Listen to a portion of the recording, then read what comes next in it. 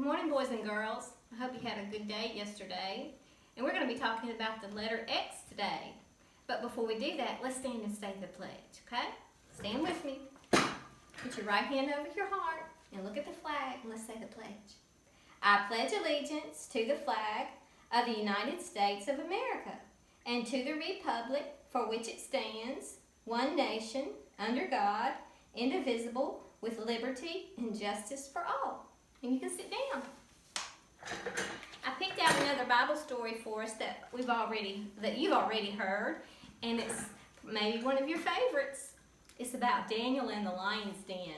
And this story is called Daniel and the Scary Sleepover. Listen as I read. Things were not looking good for God's people. They had been captured and taken far from home, and now they were slaves of the king of Babylon. But God had not left his people. He was with them and he was looking after them. Daniel loved God and obeyed him. Now God made Daniel able to understand lots of difficult things. So it wasn't long before the king of Babylon noticed him. King Darius liked how clever or how smart Daniel was. So he made Daniel his most important helper of all and put him in charge of lots of other helpers. But the other helpers didn't like this. They wanted the king to like them the best, and they wanted to get rid of Daniel. So they spied on Daniel, and they tried to find things wrong with Daniel. Things they could tell the king, things they could, but there weren't any. None. They couldn't find anything at all. Except there was just one thing. Every day, 3 times a day, without fail, no matter what, Daniel went to his room, closed the door, and he prayed.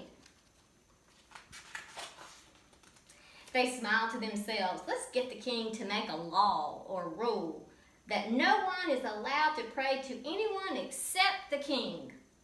Daniel won't obey this law and he'll be punished. And they were pleased with themselves for being so smart and hurried off to tell the king. The king liked their idea, but he didn't know they were tricking him. So he made it into a law. Everyone must pray only to me. If you don't, the lions will have you for their dinner. And Daniel heard this. He knew it was wrong to pray to anyone except God. He had to do what God said, whatever it cost him, even if it meant he would die. So Daniel went to his room and closed the door and prayed. That's just what the bad men knew Daniel would do. They skipped straight off to tell the king, "Oh, your most highness, your law says, does it not, that everyone must pray to you alone, sir?" "Yes," said the king. "Oh, magisterial brightness, then correct us if we're wrong, but it would seem that Daniel is praying to God, not to you." The king was sad. He had been tricked. He didn't want to hurt Daniel, but he couldn't change his law. And so he let the soldiers throw Daniel to the lions. "Maybe your God, who you love so much, will rescue you," the king said. See, they're putting him in the pit with the lions. The king went back to his palace, but he didn't sleep that night. Not a wink. He tossed and turned until finally, at the first glimmer of dawn, he leaped out of his bed and ran straight to the lion's den. "Daniel," he cried, "has your God rescued you?" "Yes," Daniel shouted. God sent an angel to close the lion's mouth. And there, resting his head on Daniel's lap, was the biggest lion, purring like a little kitten. The king brought Daniel out of the den. "Look," he said, "Daniel doesn't even have a scratch on him." The king made a new law. Daniel's God is the true God, the God who rescues. Pray to him instead. God would keep on rescuing his people. And the time was coming when God would send another brave hero like Daniel, who would love God and do what God said, whatever it cost him, even if it meant he would die. and together they would pull off the greatest rescue the world has ever known. So I thought you might like to hear that story again about Daniel in the lion's den and how God closed the lion's mouths so that they wouldn't hurt Daniel. You remember we talked about that at school? Well, today we're going to talk about the letter X. This is the letter X, and this is Roxy Fox. So let's listen to the song that we have for Roxy Fox today. Can you help me sing? X. Roxy Fox, Roxy Fox, X says X-ray box and mixer, accent 6 and exit, X says So this is the letter X. There's capital X and little x. And they both look just about the same, except one is big and one is small.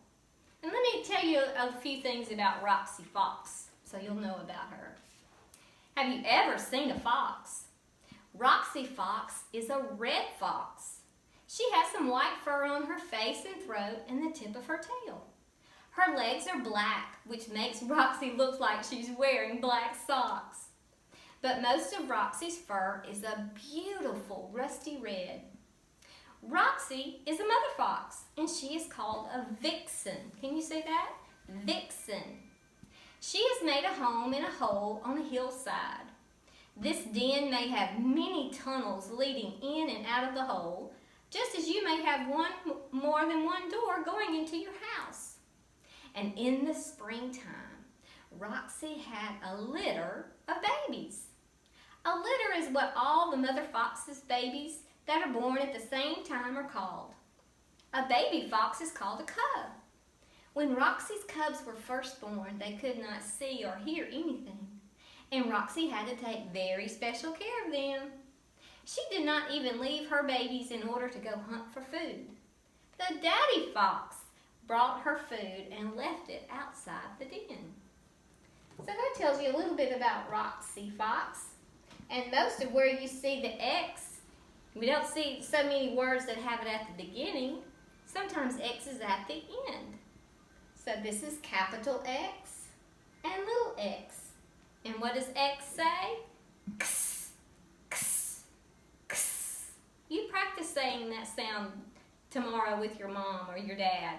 X, X, X. That's what the letter X says. And we'll talk some more about Roxy Fox tomorrow. So I hope you have a great day.